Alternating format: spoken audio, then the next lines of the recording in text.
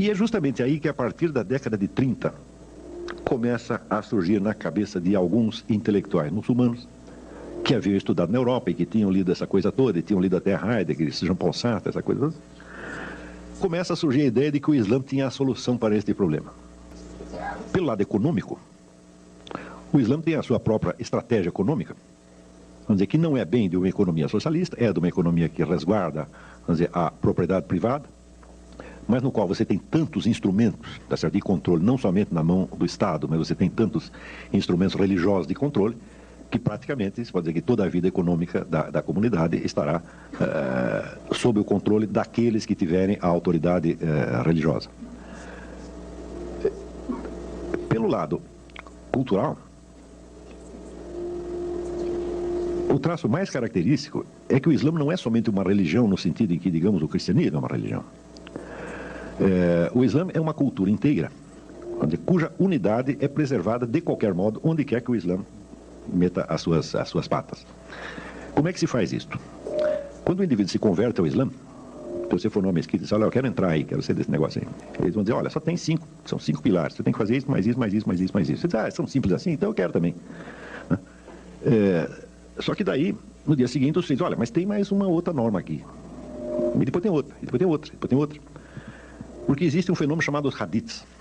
Sabe o que são os hadiths? São ditos e feitos do profeta Maomé. Maomé foi o único profeta ao longo da história cuja vida foi meticulosamente registrada pelos seus contemporâneos. Então anotavam o que ele dizia, o que ele fazia, como ele se relacionava com a família, como ele tratava os problemas de comércio, etc, etc. E existe um repertório de 40 mil hadiths. Esses hadiths marcam o estilo de vida de Maomé. E esse estilo de vida, que é justamente o que se chama a Sunna, acaba por se incorporar na religião como parte integrante dela. Ou seja, o que se diz inicialmente é que isso não é obrigatório. Eu digo, bom, não é obrigatório, mas todo mundo faz assim. Se eu não fizer, eu vou parecer muito esquisito. Então, existe, por exemplo, um modo maometano de você escovar os dentes. Tá certo? Existe um modo maometano de comer, um modo maometano de vestir, um modo maometano de ir ao banheiro, um modo maometano de fazer visitas. Em suma, existe uma receita baseada no estilo de Maomé para cada ação humana. Não há nenhuma situação humana para a qual não tenha uma fórmula. Como o processo da revelação corânica levou 28 anos, desde o primeiro versículo que Maomé recebe do arcanjo Gabriel até o final, onde ele recebe o último versículo, reúne a população e diz, hoje eu completei aqui a vossa religião. Como se passaram 28 anos, calcula-se que o indivíduo, para absorver a totalidade dessas regras e se tornar realmente um muçulmano, precisaria de 28 anos. Tá certo? Mesmo assim ainda vai falhar. Se falhar também, não tem problema, porque a comunidade inteira está de olho em você. Dizendo, tal coisa não se faz assim, não diga isso, tá certo? Não se sente assim, não pega comida assada, não escova os dentes assim. Está entendendo? Então, existe um cerco total. Nós podemos comparar... Vocês já repararam que não existe muita propaganda islâmica. Já viram isso? Não vê propaganda islâmica, porque o Islã, ele se expande mais ou menos como uma ameba. Ele engole a ameba que está do lado, entendeu? Então, a hora que o sujeito entra no Islã, ele é totalmente absorvido em todos os aspectos da sua vida. E essa absorção é progressiva. Isso quer dizer que a possibilidade do indivíduo ser religiosamente islâmico, tá certo? E conservar os hábitos da sua cultura originária é praticamente nula. Quando o Islã cresce, ele leva não somente uma doutrina religiosa, mas leva uma cultura inteira. Então, não é verdade o sujeito dizer que quem é islamizado não é arabizado. Tá certo? Porque todos esses costumes são realmente árabes, são os costumes de Maomé. Então, quando você vê a variedade, por exemplo, de estilos de vida, de estilos culturais, que existiram entre grupos judaicos ou grupos cristãos ao longo do tempo, para você comparar, sei lá, um judeu africano, tá certo? Com um judeu russo, com um alemão, você vai ver que eles realmente pertencem a culturas diferentes. E que entre o seu judaísmo e a cultura local, eles procuram fazer, vamos dizer, algum arranjo. Não é isso, porque às vezes dá mais certo, às vezes não dá certo. Mas, nesse sentido, eu sugeriria a leitura de um livro de Jacob Wasserman. Quem aqui conhece? O Jacob Wasserman é o Dostoiévski do século XX, do maior romancista da humanidade. E ele escreveu, além do romance, escreveu um livro que chama O Meu Caminho como Judeu e como Alemão. E ele vai investigando esse paralelismo da condição de judeu e de alemão, até chegar a um ponto que você olha, isso aqui é inseparável, nós não temos mais como nos separar da nossa germanidade. Né? Bom, mas isso é porque nasceu lá, se tivesse nascido na Rússia seria outro negócio. Isso para o muçulmano não pode acontecer. Se o muçulmano esteja onde estiver, ele participará mais intensamente da cultura islâmica do que da cultura local. E, em geral, naquilo que essa cultura local não coincida com os valores islâmicos, ele a condenará, tá certo? De maneira bastante rigorosa e se absterá de participar dela, tá certo? Em todos os seus detalhes. Isso quer dizer que o senso de participação comunitária que o Islã dá aos seus membros é não apenas intenso e profundo, mas é total. Quer dizer, a adesão ao Islã é imediatamente uma nova identidade comunitária. E é, ao mesmo tempo, a participação numa estratégia mundial. Então, isso quer dizer que, contemplando o problema dos dois totalitarismos, o muçulmano da década de 30 e 40 começou a ter ideias. Evidentemente, eram de origem ocidental mesmo, tirado do próprio Heidegger. Heidegger foi muito lido entre os líderes islâmicos. Ele recomenda Reza Pahlavi e ele conta ali a educação que ele teve nos anos 30 no Irã. Então ali por aí você tem a ideia do que um rapaz de família rica e culta poderia ter acesso naqueles anos. Toda a cultura europeia da época era transparente para eles sabiam tudo. Quer dizer, nas casas das pessoas ricas ali de Teherã, eram assiduamente frequentados por representantes do existencialismo, do marxismo, etc. Tudo que tinha de bom e de melhor na Europa aparecia lá, eles não estavam de maneira alguma desligados. Então eles tinham isso e ainda tinham todo o aporte tradicional islâmico. Então o Seyyid Hossein Nasr diz que ele cresceu ouvindo as tias deles recitarem poesia tradicional persa, né? Ele mesmo aprendendo a recitar o Corão de cor desde pequeno e ao mesmo tempo ele tinha acesso, vamos dizer, à cultura europeia em todas as suas versões. Quer dizer, por exemplo, a liderança intelectual comunista da época frequentava também a casa daquele pessoal e tal. O pessoal ligado ao existencialismo, até existencialismo cristão, tal como Gabriel Marcel, também era totalmente conhecido ali. Então eles tiveram uma espécie de mostruário da cultura mundial, na qual ao mesmo tempo não tinham nenhuma participação ativa. Quer dizer, eles estavam vendo tudo e não estavam participando ativamente. Eles tiveram muito tempo para pensar nisso aí. Então, a ideia de que o totalitarismo islâmico pudesse resolver os enigmas, resolver as contradições dos dois totalitarismos anteriores, aparece também pelo fato de que que agentes dos dois regimes totalitários tiveram uma atuação intensa em todo o mundo islâmico, já desde antes da guerra e até hoje. Então, você vê, existe, por exemplo, um depoimento de um sujeito que foi chefe do serviço de inteligência romeno, chama-se Ion Mihai Pacepa. Não sei se você sabe, mas a União Soviética, nas operações dela no terceiro mundo, jamais a KGB agia diretamente. A KGB agia diretamente na Europa e nos Estados Unidos. Para os países do terceiro mundo, ela usava os serviços secretos dos países satélites, que eram treinados especificamente para isso. E esse Pacepa, ele diz nada menos que o seguinte, ele diz, olha, Yasser Arafat foi meu discípulo. Eu que dei toda a formação ideológica dele, eu garanto para você que ele é um marxista-leninista de primeiríssima ordem. Ele foi treinado como militante do partido. Isso para você ter ideia da profundidade da penetração comunista. Quanto à penetração nazista, nós podemos dar dois exemplos. Um é bastante conhecido, um era o grande mufti de Jerusalém, que ainda durante a guerra fez uma viagem a Berlim, sendo recebido pelo Führer e dando uma entrevista no rádio, fazendo um discurso no rádio de Berlim, solicitando ao Führer que tivesse a gentileza de estender a tal da solução final aos judeus de Jerusalém, porque eles estavam sendo discriminados, coitado, não podia ficar assim, né? Quer dizer, por que dar aquilo só aos da Europa, né? Então, você vê que este indivíduo é tido até hoje no mundo islâmico como uma espécie de santo. É um líder religioso que ficou na memória popular e que é idolatrado até hoje. Um outro que é do mesmo teor é Khairallah Turfa, que era tio de Saddam Hussein.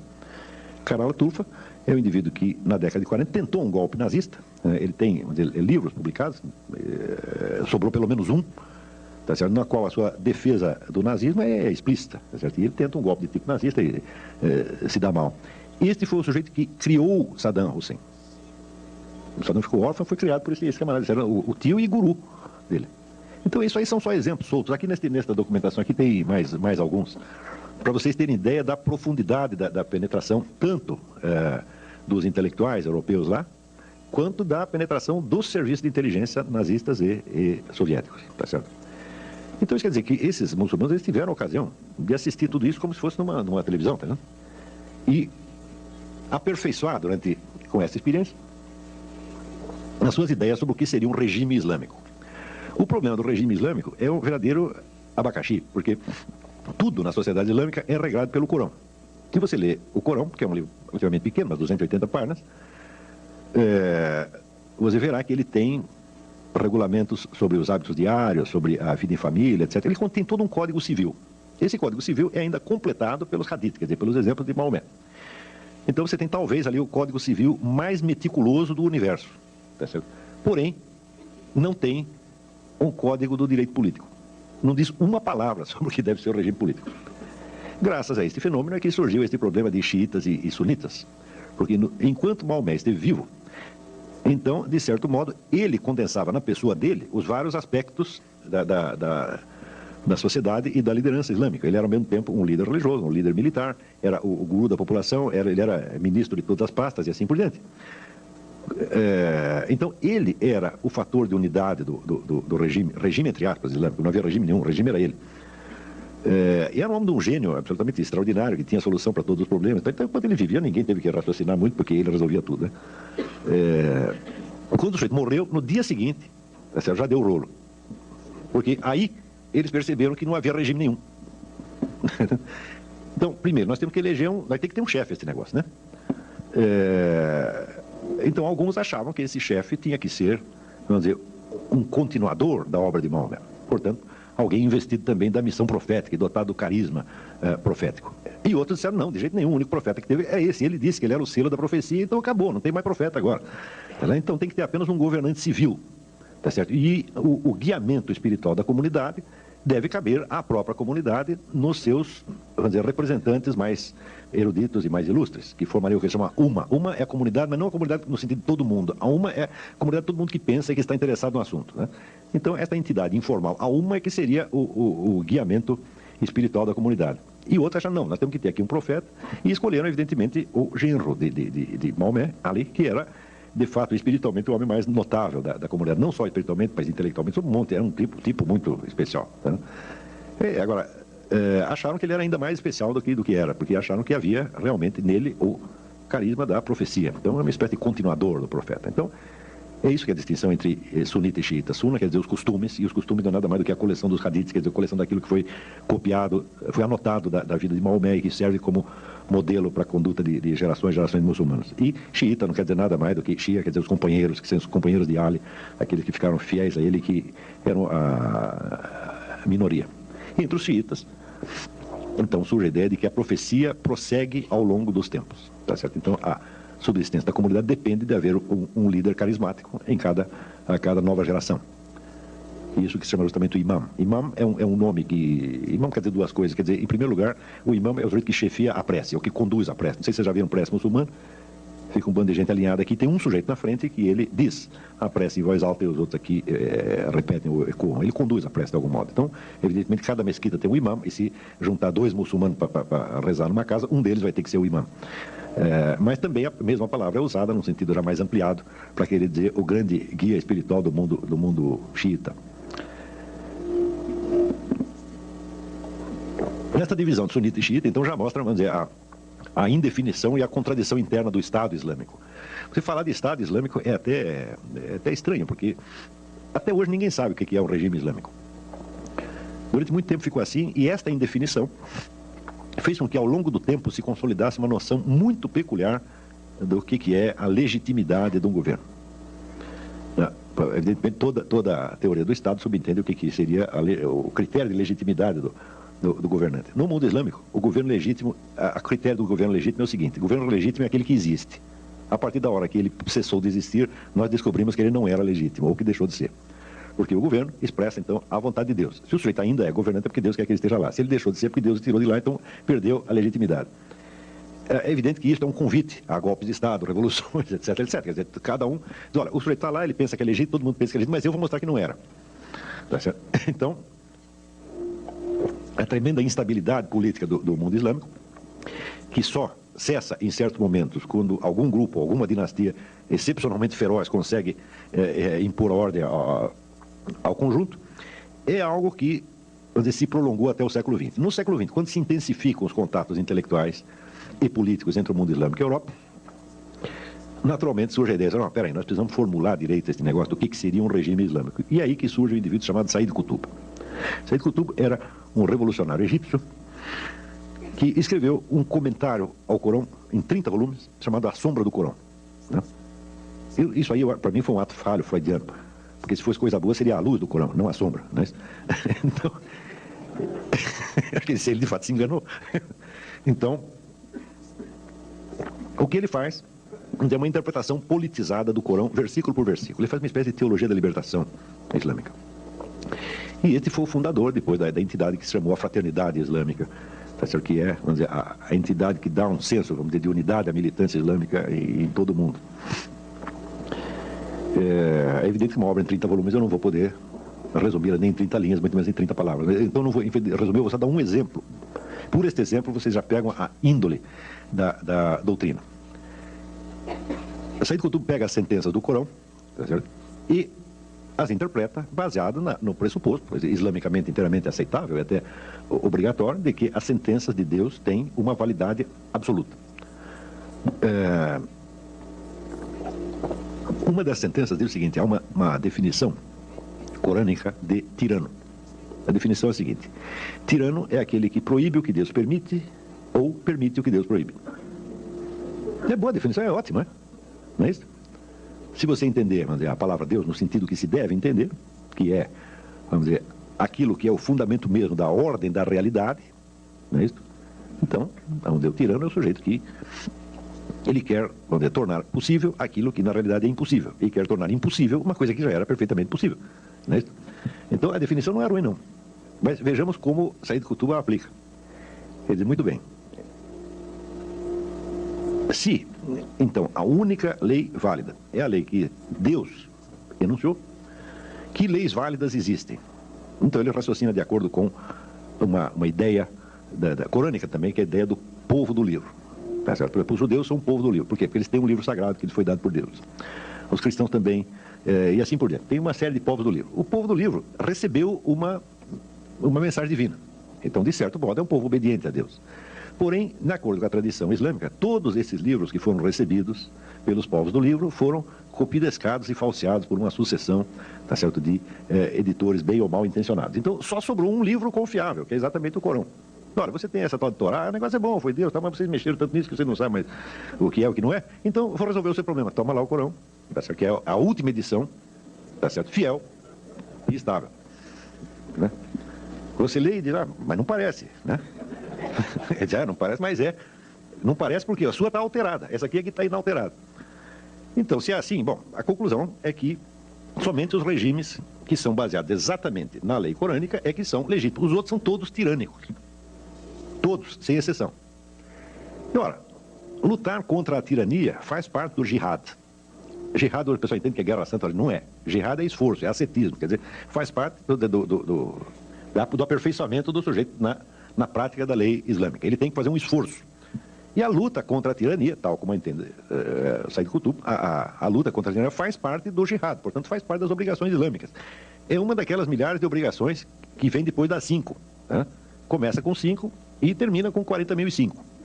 Quando chega na 30ª, 90ª, etc., tem o jihad. Resultado. Todo e qualquer cidadão islâmico que esteja vivendo num país sob regime não islâmico tem a obrigação de lutar para derrubar o seu governo. Isso não é um modo de dizer, é uma coisa assim, muito simples e direta. Você está aqui no Brasil, o governo é islâmico? Não. Então você tem que derrubar. Esta ideia está circulando, vamos dizer, nos livros de Said Qutb desde a década de 30. E Said Qutb foi lido por todo mundo. Tá certo? Said Qutb tem no mundo islâmico vamos dizer, um público, como o Billy Graham tem nos Estados Unidos, ou como... Não, que Bispo Macedo? 40 Bispo Macedo. Tá, não tem aqui um líder religioso comparável, vamos dizer. Ou você vai falar, o Frei Beto, o Leonardo Boff? Fala, não, isso aí meia dúzia de pessoas leram. O Said Qutb, assim, todo mundo leu. E quem não leu, ouviu falar e recebeu a mensagem dele de algum modo. As primeiras gerações de muçulmanos que ouviram esse sujeito falar acharam aquilo horrível. Tanto que acharam horrível que Said Qutb foi enforcado pelo governo egípcio.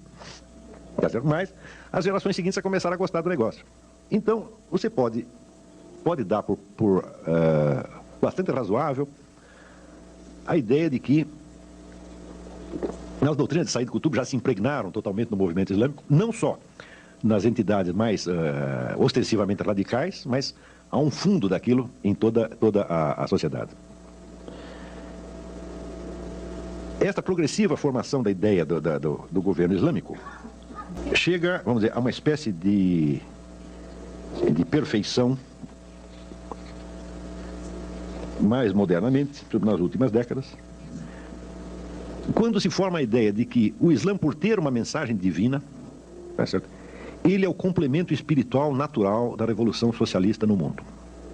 Então, primeiro tem que haver a revolução socialista, a qual, porém, lamentavelmente, deixará o homem desarraigado da comunidade e desligado do sentido último da vida. Porque a revolução socialista é toda feita em função de pretextos meramente econômicos, a justiça meramente econômica, uma coisa assim. Ele diz, tudo isso é muito bom, mas é evidente que nem só de pão vive o homem, tá certo? Então, o Islã é a cereja do bolo socialista. Quer dizer, depois de feita a Revolução Socialista, nós indicaremos ao mundo já socializado o caminho de Deus, tá certo? Então, digamos que o socialismo seria para o futuro mundo islâmico mais ou menos aquilo que Júlio César foi para a civilização cristã. Ele é o único unificador do mundo antigo, a partir da hora que unifica o mundo antigo, então entra uma nova, preparado o corpo da Europa, então tem uma nova mensagem que dará uma nova vida espiritual à civilização. Isto aqui, a ideia de socialismo mais espiritualidade islâmica, isto já ganhou o mundo islâmico. Não há um sujeito lá que não tenha essa ideia na cabeça. Uns podem ser mais bonzinhos, querem realizar isso através do voto, né? Porque uns também, não leram só Karl Marx e Lenin, uns leram também Antônio Gramsci, tá certo? Então, o Antônio Gramsci é o sujeito, né, da revolução indolor. Nós vamos expandir a ideologia socialista de tal modo, vamos colocá-la, não vamos fazer propaganda socialista, nós vamos colocar o socialismo no dicionário, o socialismo nas entrelinhas da música popular, o socialismo nos livros didáticos, etc. No fim, todo mundo vai ser socialista sem perceber. Quando todos forem socialistas sem perceber, tá certo? Daí passaremos para o socialismo, assim, num passe de mágica, sem necessidade de nenhum trauma. Então, existem também os islâmicos gramscianos. E também nós podemos ir social islamizando a cultura mundial de tal modo que, no fim, a transição se fará de maneira indolor. Bom, não é necessário ser muito inteligente para perceber por que nesta perspectiva, surge o fenômeno do neo-antissemitismo. Por que os judeus saem mal pelas duas possibilidades. Quando eu comecei a estudar isso, esse fenômeno do neo-antissemitismo, que agora está todo mundo assustado, e todo mundo considerando um negócio imprevisto, eu devo me gabar, se é que isso é motivo de se gabar, de que eu, muitos anos atrás, já sabia que isso tinha acontecido. A partir desses estudos, eu falei, mas é impossível, os caras vão querer, mas daqui 10, 15 anos vão querer tirar o judeu do caminho. Porque, do ponto de vista da cultura socialista, o judeu é o representante do capitalismo. Isso, pelo menos, é o que diz Karl Marx. Karl Marx dissolve a ideia mesma de uma identidade judaica. Isso não existe. O que existe é o capitalista. E eles são os capitalistas. Então, na hora que nós destruímos o capitalismo, a identidade judaica irá para o brejo. Tá certo? E os judeus se integrarão na cultura socialista como todo mundo. Esta ideia, onde foi levada ao pé da letra por Lenin. Lenin, então, logo toma o poder, ele cria no Partido Socialista, no Partido Comunista, uma famigerada seção judaica. A função da seção judaica era treinar militantes para que, se prevalecendo das suas ligações de família e de língua, penetrassem então nos grupos judaicos para espionar, denunciar, etc, etc, etc. Talvez alguns aqui tenham ouvido falar do famoso Rabino Schneerson, que era o grande santo, líder espiritual judaico no tempo da Revolução Russa, e que foi o sujeito que mais pagou por esta brincadeira, que passou 22 anos na cana, um negócio assim. E, naturalmente, vamos dizer, pelo outro lado,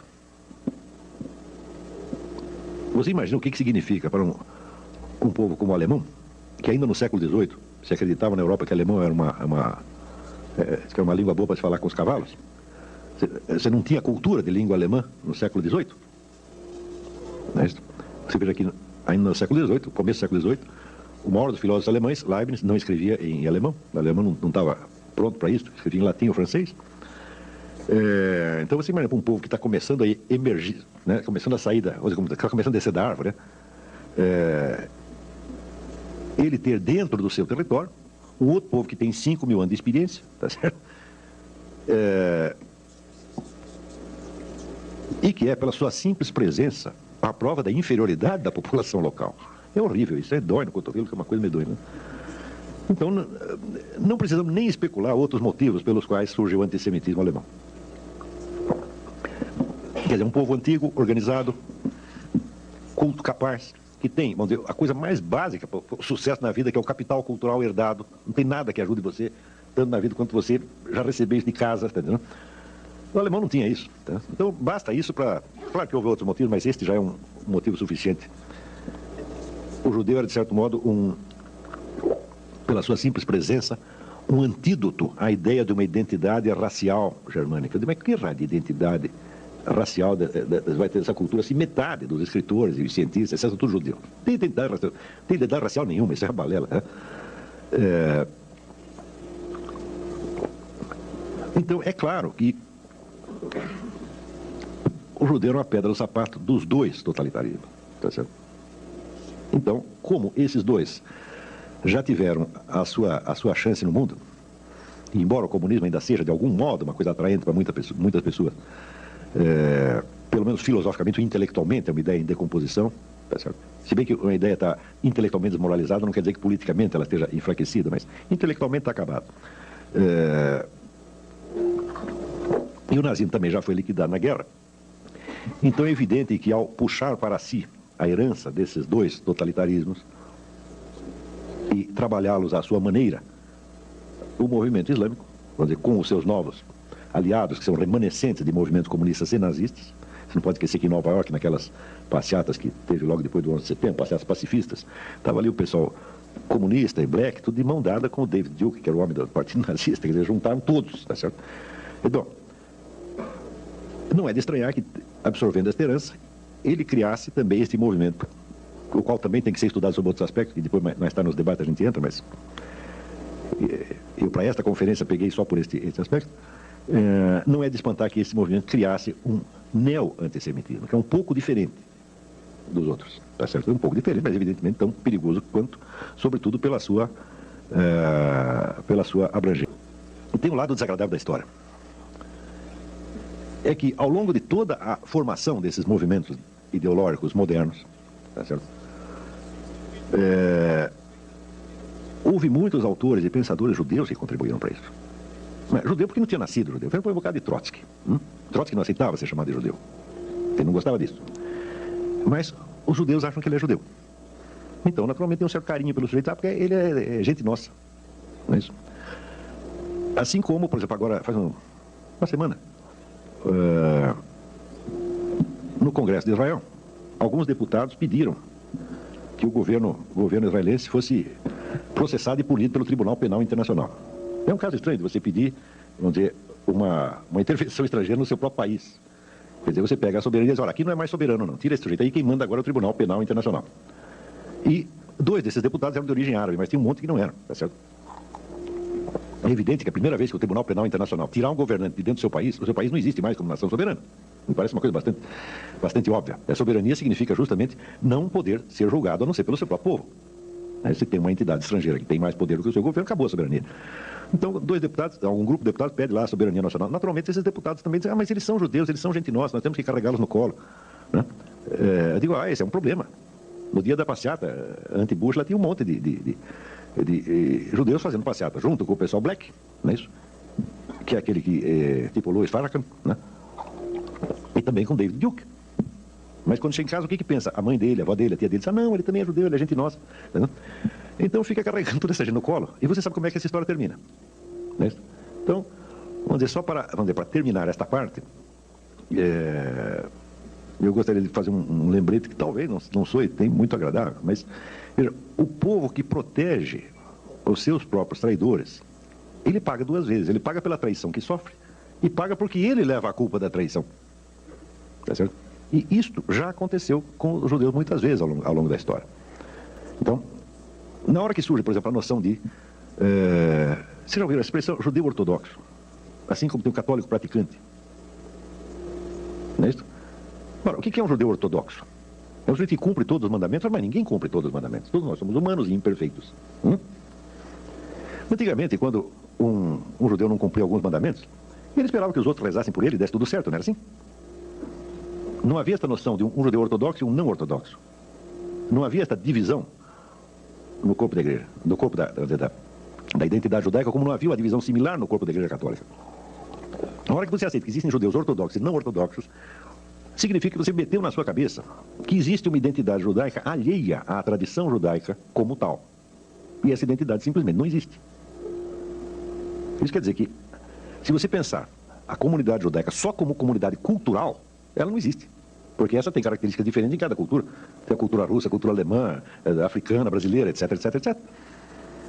Mas, ou seja, ou existe um vínculo com uma tradição e existe alguma lealdade que é necessário ter, tá certo? Para com as origens da comunidade, ou então ela não existe mais.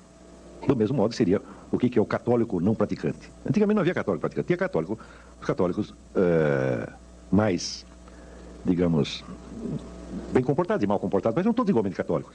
O sujeito que nunca ia na Idade Média, o sujeito que nunca ia na missa, nunca confessava, nunca comungava, tá certo? Mas tinha sido batizado, ele era tão católico quanto os outros. Não se dizia, tinha o praticante e o não praticante. Na hora que você aceita que existe o ortodoxo e o não ortodoxo, ou o praticante e o não praticante,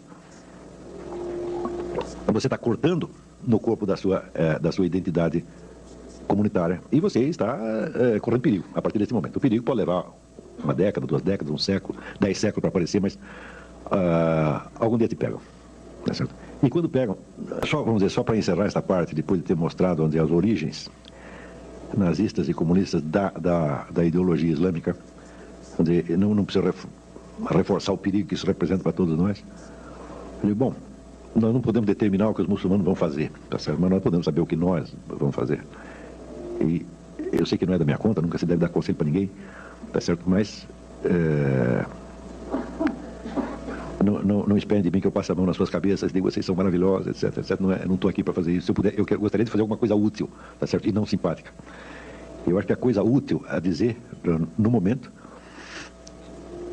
é que todo este processo ideológico do mundo islâmico é muito consciente, muito determinado, tá certo? Tem planos e ambições de escala mundial mesmo, eles não vão dar moleza a ninguém. E que, se, por exemplo, dentro da comunidade cristã, de uma comunidade judaica, nós começamos a dar moleza para eles, eles vão acabar conosco.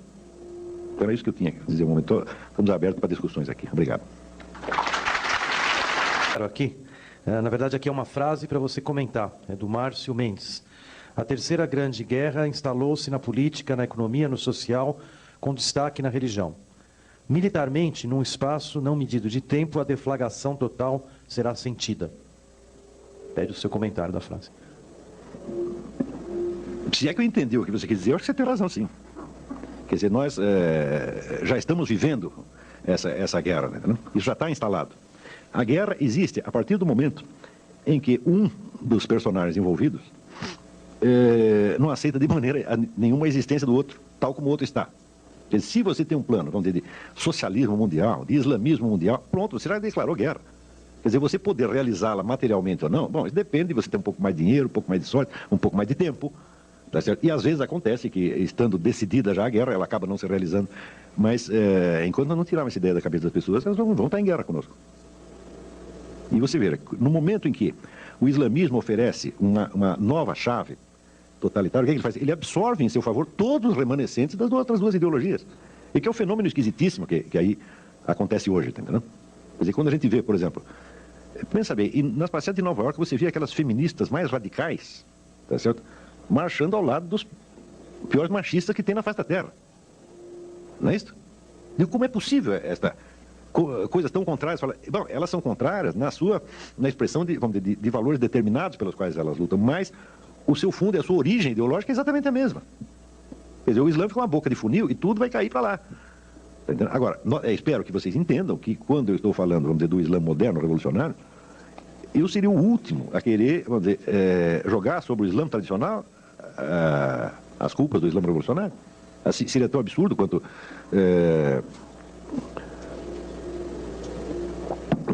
jogar sobre os primeiros cristãos as culpas posteriores da Inquisição, etc. Não tem sentido. Eu não estou fazendo de maneira algum discurso anti-islâmico, seria a última coisa que eu desejaria fazer. Agora, A ideologia revolucionária islâmica, que é uma coisa bem definida e bem caracterizada, essa é perigosa mesmo, né? E as pessoas já estão em guerra. Eles não vão esperar que a gente perceba isso. Se você não perceber, eles te pegam dormindo. Olá, vou te fazer uma pergunta. Recentemente eu vi um depoimento de uma jornalista da Turquia. E ela chamava a atenção que às vezes a gente não percebe que existe uma opção turca do Islã que é muito mais, vamos dizer assim, acessível, amigável, com outro pró-ocidental. Separa um pouco o que você colocou da teocracia e da política. Enfim, ela colocava como uma opção o modelo turco. Bom, mas é o modelo turco, mas ela está pensando em termos de estados, tá certo? E você vê, eu já estou falando em termos de movimento de massa, quer dizer, não existe uma ideologia turca, você está entendendo? Não existe uma doutrina política turca, democrática, por exemplo, que possa se espalhar entre os muçulmanos e neutralizar a influência desse pessoal radical. Não tem isso, tá entendendo? Então o que ela quer dizer é, bom, os turcos são um pouco mais dialogáveis, tá certo? Mas, quer dizer, esse movimento de massa, eles não aceitam vazio, você está entendendo? Quer dizer, a única opção ideológica que o Islã tem hoje é esta. Então é aqui que nasce ali com esses Said Qutb e outros, né? Quer dizer, eles preencheram um vácuo ideológico. Quer dizer, eu acho errado, por exemplo, a visão que se tem no Ocidente às vezes é muito errada quando se fala de decadência islâmica. Intelectualmente o Islã jamais decaiu. Nunca. Então, nós é que paramos de ter notícia. É certo? Mas, por exemplo, tem um livro que eu recomendo, chama Un Islam Iranien, do Henri Corbin, é um grande historiador da filosofia, tá certo? Que dá ideia, vamos dizer, da tradição filosófica iraniana, tal como ela continuava até o momento que ele estava escrevendo aquilo, que era a década de 40, 50. É uma coisa muito impressionante. Quase que o Irã sozinho ele tem mais e melhores filósofos do que qualquer país da Europa, considerado individualmente. Isso nunca parou. Vocês leiam o Said Hossein Nasr, um monstro de filósofo. É verdade que ele foi botado de lá para fora, foi expulso do Irã pelos ayatollahs. Mas é que ele é um muçulmano de tipo antigo, um muçulmano tradicional. E os caras vêm com a ideologia revolucionária, então não tem lugar para ele. Nova, uma pergunta breve aqui, mas onde se insere o terrorismo nesta organização, entre aspas? O terrorismo é exatamente o que estava no Karl Mannheim, né? O terrorismo serve, sobretudo, para duas coisas. A primeira é exatamente essa que diz Mannheim, que é desorganizar a sociedade. Fazer com que as pessoas se sintam desamparadas. Você veja, quando você, no Rio de Janeiro, por exemplo, quando você vê assalto para tudo quanto é lado, narcotráfico, etc., você fica com raiva de quem? Dos traficantes? Eu nunca vi ninguém com raiva dos traficantes. Você fica com raiva do governo. Não é assim? Isto é a estratégia do grupo nazista, como diz o Mannheim. Você se sente desamparado pelo seu grupo, você fica com raiva do grupo e se afasta dele. E é aí que eles te pegam mesmo. Tá certo? Então o terrorismo é sobretudo esta arma psicológica para fazer você ficar com raiva do seu governo. Nós vimos o que aconteceu na Espanha. O pessoal ficou com mais raiva do Aznar do que de quem jogou a bomba.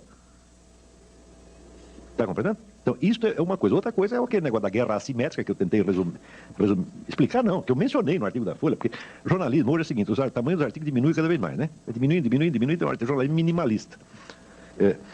Então, só dá para você dizer as coisas, não dá para você provar nada. Se essa prova fica... Bom, quem quiser a prova, vai lá em casa, eu explico o resto, né?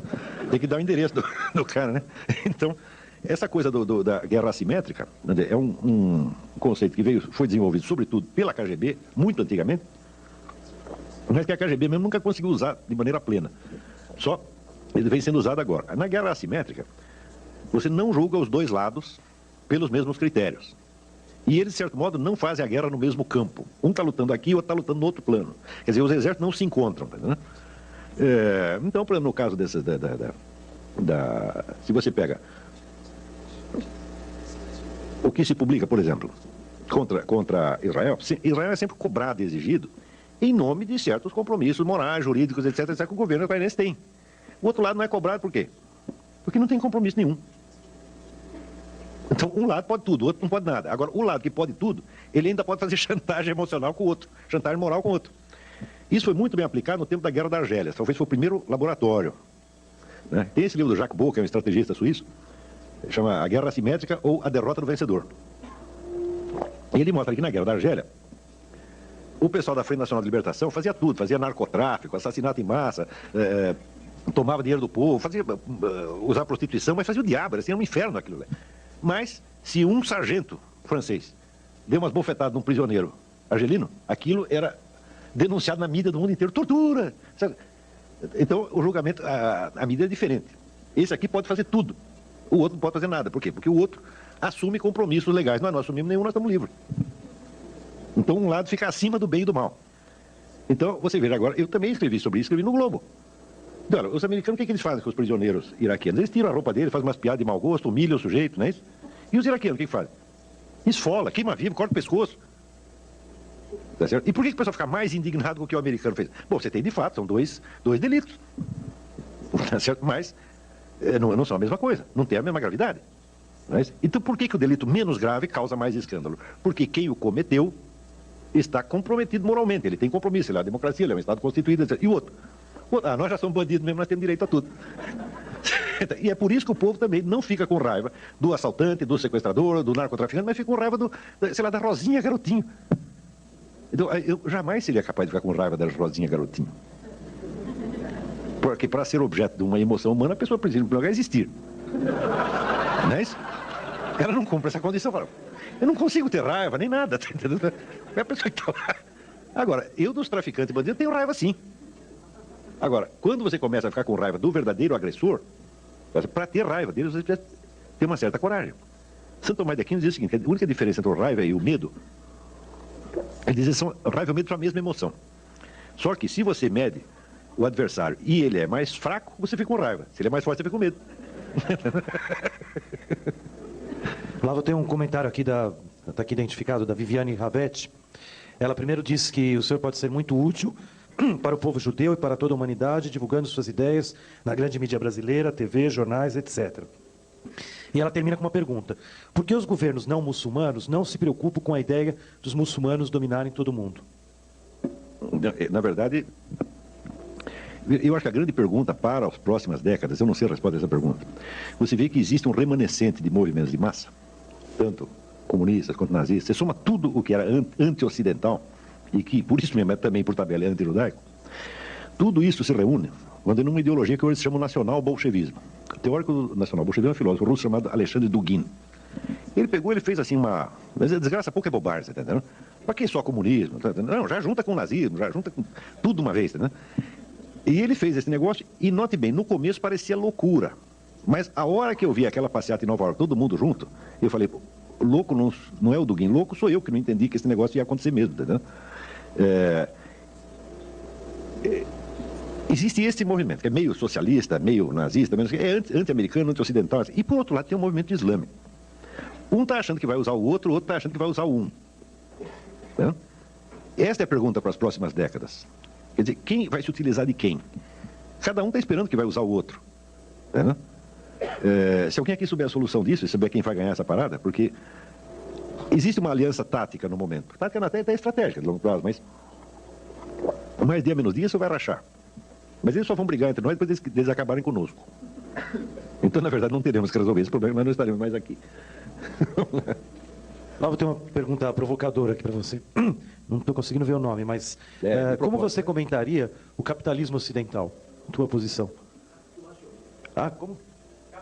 Não é o capitalismo, é o capitulacionismo. Capitulacionismo. Eu interpreto, em primeiro lugar, que ele não é bem um capitulacionismo. Esse negócio está cheio de gente que está trabalhando para o lado de lá. Não tem capitulacionismo, tem traição.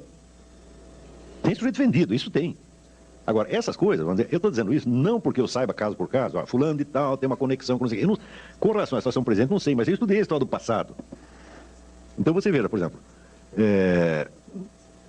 nos Estados Unidos, houve aquele forrobodó nos anos 50 porque o tal do Joe McCarthy disse que havia 57 agentes soviéticos no governo americano. E todo mundo diz, caça as bruxas, etc, etc. Bom, depois que acabou a União Soviética e se abriu os arquivos de Moscou, se descobriu quantos agentes havia mesmo. Tem mais de 300. Está entendendo? Então, muita gente que se fez de ofendido com aquilo, na verdade, não era ofendido. O próprio sujeito que estava denunciando a caça às bruxas era um agente soviético. Hoje, isso está esclarecido definitivamente. Não é? No Brasil, não, porque nada do que se... Nos últimos 12 ou 13 anos, o que os historiadores descobriam nos arquivos de Moscou é assim, são montanhas e montanhas e montanhas de fatos. E o que tem saído sobre isso no mundo é muita coisa. No Brasil não saiu nada até agora. E ninguém sabe de coisa nenhuma. Né? Outro dia, por exemplo, eu disse isso para a pessoa, porque tem 40 livros, livros que incluem um facsímile, todos os documentos e tal. A pessoa disse, você está defendendo o Joe McCarthy? Ai, que horror! Eu falei, como defendendo? Não se trata disso, é um negócio de história, já foi. Quer dizer, não posso tomar partido numa briga que já acabou quando eu tinha 5 anos de idade, não é isso, né? Simplesmente estou dizendo, olha, o cara disse que tinha 57, ele na verdade não sabia de nada. O cara não sabia de nada, ele acertou por, como é que se diz, no escuro. Você vê que pela sucessão de burrada que ele fez, ele não estava sabendo, alguém assoprou a coisa para ele, e ele já, querendo fazer sucesso, sobe na tribuna da Câmara e mete a boca no trombone, tá certo? Mas ele não sabia, não tinha realmente prova de nada, entendeu? Então, quem não tem prova, se você tem uma denúncia de um crime e não tem prova, e não tem uma coisa certa, o que você faz? Você sai gritando? Não, você vai investigar, não é isso? Ele não investigou nada, já fez aquela barulheira toda na hora e se deu muito mal, é claro que tinha que se dar muito mal. E desmoralizou a sua própria causa, tá compreendendo? Mas o fato é que os agentes da KGB estavam lá mesmo, e hoje a gente sabe os nomes de todos eles. Vocês descobriram coisas absolutamente assombrosas nos últimos 10 anos. O público brasileiro ignora tudo isso. Existem uns 200 livros sobre isso, importantíssimos, que estão no mundo inteiro, estão dando um bafafá. Aqui não. Então eu não vejo muito capitulacionismo, porque por analogia, tá certo? Esse pessoal que quer muito apaziguar, quer passar a mão na cabeça de terrorista, eles não são apaziguadores, não. Eles estão do lado de lá mesmo. Eu quando li, por exemplo, essa notícia desses deputados que queriam o Tribunal Penal Internacional caçando lá o governo de Israel, você vai dizer, isso é capitulacionismo. Eu falei, nada, pô, não me engana. Daqui uns anos você abre um arquivo e aparece, esse cara ele era meio do Al-Qaeda, tá aqui, então recebeu uma grana. Eu não tenho prova disso, estou falando por analogia apenas, entendeu? E como isso já aconteceu muitas vezes ao longo do século XX, eu suponho que esteja acontecendo de novo. E tem um outro lado, existe um sujeito chamado Jack Wheeler, é um escritor americano. Ele se faz a pergunta, por que tantos de nós, tanto nos Estados Unidos quanto em Israel, por que a gente sempre vive cedendo a esses caras? Por que a gente quase pede perdão a eles, deles baterem na gente, entendeu? Então ele disse, quer saber, eu vou contar uma história. No Amazonas, no Brasil, tem uma tribo de índio, quando nasce um bebê, né, a mãe, a primeira coisa que ela faz, ela coloca o bebê no chão e começa a chorar e dizer como o bebê dela é feio. Por que Deus mandou um bebê tão horroroso? Ela faz isso para quê? Para acalmar os demônios. Para não os demônios ficarem com inveja, tá entendendo? E ele diz, olha, as classes intelectuais, as classes dominantes do Ocidente, elas cedem perante esse tipo de chantagem por este mecanismo primitivo de medo do invejoso. Veja, que coisa interessante. Ele não fala que o mecanismo básico é inveja. Não, é o contrário. É o medo da inveja, é o medo do mal olhado. Então você vê um sujeito falando mal de você, falando coisas horríveis, sendo injusto pra caramba. Você sabe que é injusto, mas você teme que aquela raiva que ele tenha de você te faça mal psicologicamente. E daí você pergunta, o que você quer, meu filho? Te dou tudo. É base também da síndrome de Estocolmo, isso, né? O medo do mal olhado. Então fala, faz o seguinte, você acredita em natural ou acredita em macumba? Você escolhe. Está entendendo?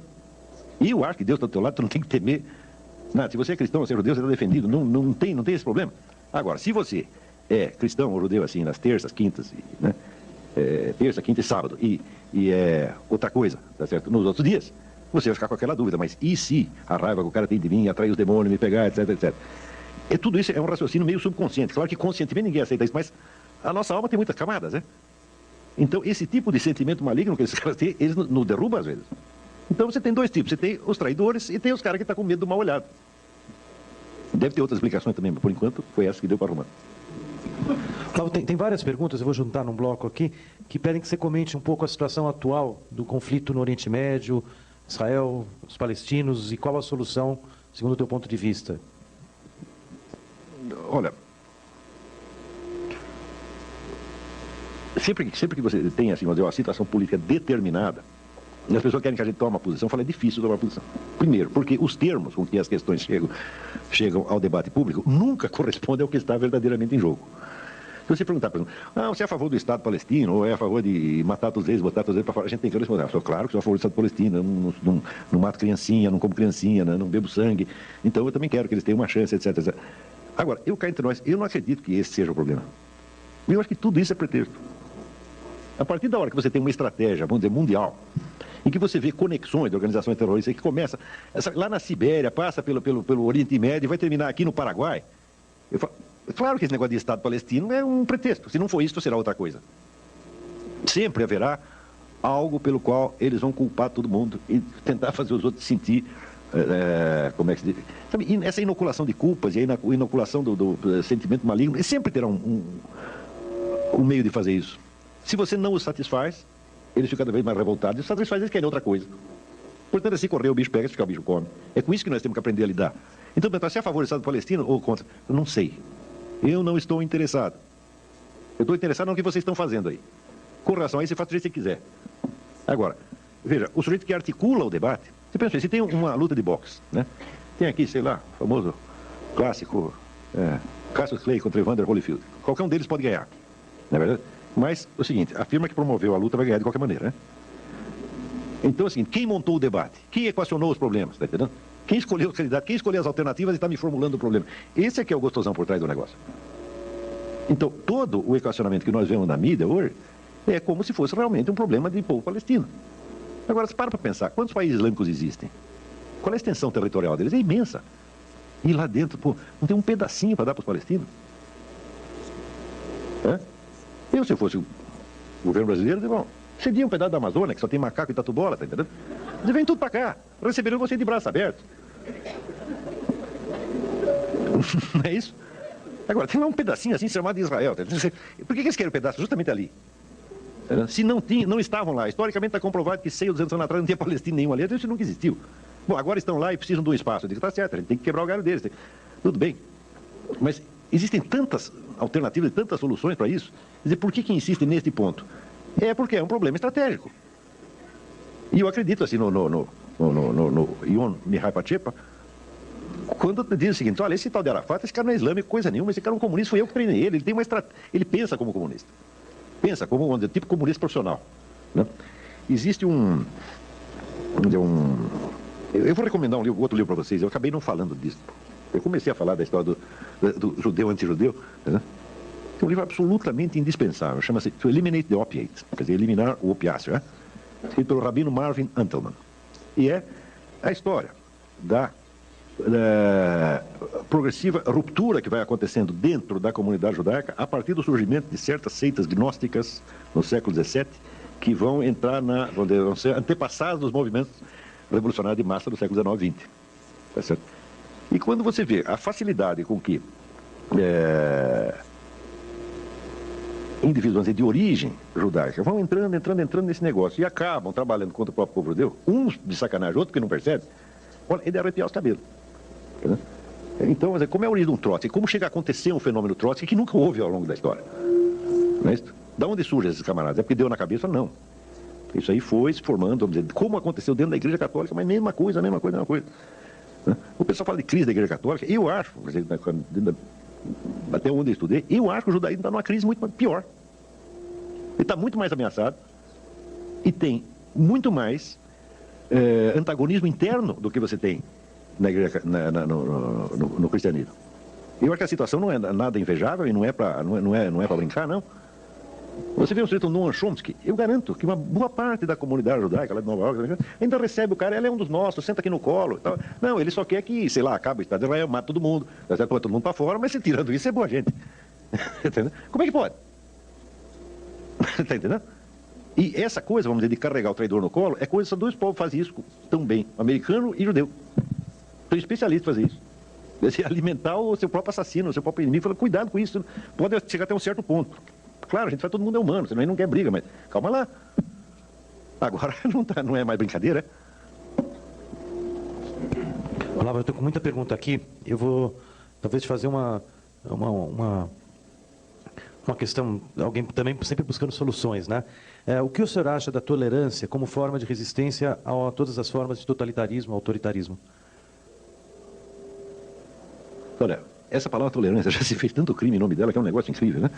Porque você veja, a Revolução Francesa, que vem em nome da tolerância, né? Ela, assim, nas primeiras semanas já matou 200 mil pessoas. 200 mil pessoas. A Inquisição Espanhola, que não foi nenhum doce de coco, o total de vítimas da Inquisição Espanhola são 20 mil pessoas em 4 séculos. Né? E a Revolução Francesa já faz 10 vezes isso em algumas semanas. Então, isso é tolerância. Eu tenho medo dessas coisas, né? Lembra aquele negócio? Existe o que é a estratégia real e existe a ideologia, que é o discurso pretextual. Quando nós dizemos que o mundo, por exemplo, tem progredido no sentido da liberdade, eu digo não. O mundo tem usado um discurso mais liberal. Quer dizer, nós, no plano das ideias, da ideologia, então nós reconhecemos certos valores democráticos, etc. Mas não quer dizer que isso seja a realidade do que se faz. Agora, se a pessoa toma uma análise ideológica como se fosse a análise da estrutura política, fala, muito bem. Eu digo, bom, tolerância, você diz aonde? A tolerância na esfera ideológica, nós vamos pregar a tolerância e nós vamos matar todos os intolerantes? Bueno, a gente vê isso, né? Leiam esse livro aqui.